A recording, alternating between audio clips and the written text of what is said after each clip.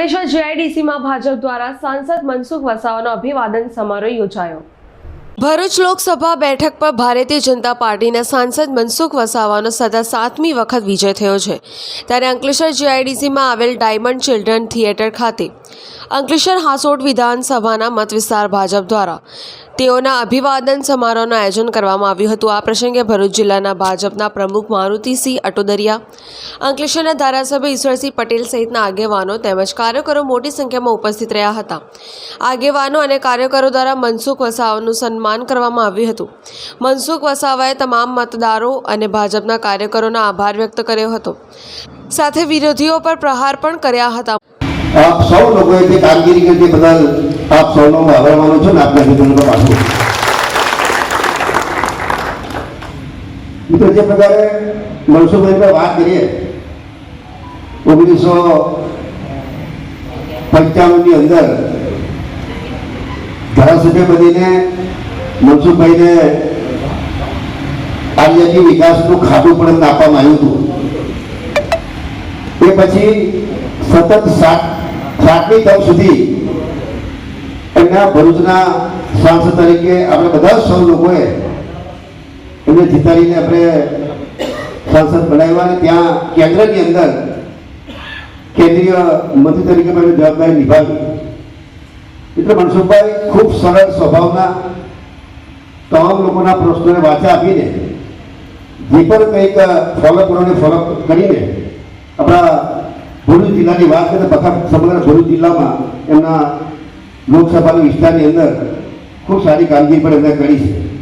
એટલે આપણા મોદી સાહેબની વાત કરીએ ત્યારે જે 2019થી 22નો જે ગાળો હતો 2024 સુધીનો જે 5 વર્ષના ગાળામાં બધું કે કોરોનાની મહામારી પણ આવી અને એને પણ કઈ રીતના કોરોનામાંથી બહાર કાઢીને લોકોને સ્વસ્થિત કરવાની એ પ્રકારની પણ કામગીરી કરીને આપણને કહેતા ન થાય છે। કોરોનાની રસી પણ આપણા અહીંયા અંકલેશ્વરની અંદર ભારત બાયોટેક લિમિટેડ કંપની અને જાહેર કેન્દ્રમાં બનાવીને ભરૂચ લોકસભા માટે ભારતીય જનતા પાર્ટીએ મને 7મી વખત ઉમેદવારી કરી। ઉમેદવારી કર્યા પછી ભારતીય જનતા પાર્ટીના જિલ્લાના સંગઠન, ધારાસભ્યશ્રીઓ અને તાલુકા સંગઠન, બૂથ લેવલ સુધીના કાર્યકર્તાએ ભરૂચ લોકસભા જીતવા માટે જબરજસ્ત મહેનત કરી, સખત રીતના મહેનત કરી। માક્રો પ્લાનિંગથી ચૂંટણી કાર્ય થયું છે અને એના કારણે અમે 7 વિધાનસભામાંથી 5 વિધાનસભામાં બહુ સ્પષ્ટ લીડથી અમે જીત્યા છે। 2 વિધાનસભા ડેડિયાપાડા અને સાગબારામાં મત મળ્યા છે પણ ત્યાં થોડા પાછળ છે। પણ જે અંકલેશ્વર વિધાનસભા આજે જે માનું સન્માન થયું છે એ અંકલેશ્વર વિધાનસભામાં બધી જ વિધાનસભા કરતાં સૌથી વધારે ટોપ પર અંકલેશ્વર વિધાનસભા રહી છે। અંકલેશ્વર વિધાનસભામાં પણ બૂથ લેવલ સુધીના કાર્યકર્તાઓએ JIDC ઇન્ડસ્ટ્રીઝ એરિયા બધા જ ઇન્ડસ્ટ્રીઝના કરતા એમના વર્કરોએ પણ ભરૂચ લોકસભા જીતવા માટેના અને અમને જીતાડવા માટેના બધા જ એમને પ્રયત્નો કર્યા છે અને બધાના સાથ ને સહકારથી અમે ભરૂચ લોકસભા સારા એવા માર્જિનથી અમે જીત્યા છીએ। 7મી વખત જીતવું અને સામે ખોટો પ્રચાર, અપપ્રચાર, ખાસ જૂઠાણું અને આમ આદમી પાર્ટી અને કોંગ્રેસનું ગઠબંધન ભાજપને કોઈ પણ સંજોગોમાં જીતવા ન દેવું એ ઉદ્દેશ્ય સાથે કામે લાગેલા લોકો ફાવ્યા નથી। એમને ભારતીય જનતા પાર્ટીના કાર્યકર્તા જબરજસ્ત મોટો એમની ચેલેન્જ હતી એ ચેલેન્જ ઉપાડી લીધી છે એમને અને એની સામે એક તાકાતથી અમે આ ભરૂચ લોકસભા જીત્યા છે। અલગ અલગ જગ્યાએ અભિવાદનના કાર્યક્રમો થાય, સન્માનના કાર્યક્રમો થાય છે।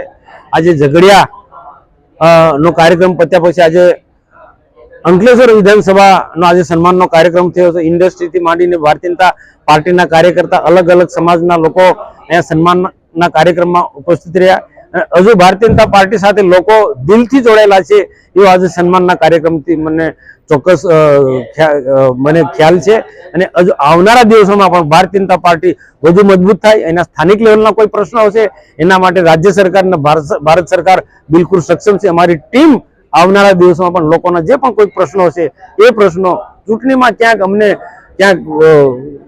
ઓછું મતદાન થયું હોય કે નહીં થયું હોય એ જરા પણ ધ્યાનમાં લીધા વગર સમગ્ર ભરૂચ લોકસભા વિસ્તારમાં આવતા બધા જ વિસ્તારો માટે સરકારની યોજના પહોંચે, જે પ્રાથમિક જરૂરિયાતો છે લોકોની, એ બધી જ બાબતોને ધ્યાનમાં રાખીને આખા ભરૂચ જિલ્લાનો સારામાં સારો વિકાસ થાય એ સાથી કાર્યકર્તા સાથે રહી, ધારાસભ્ય સાથે રહી અને આવનારા દિવસોમાં અમે કામ કરીશું.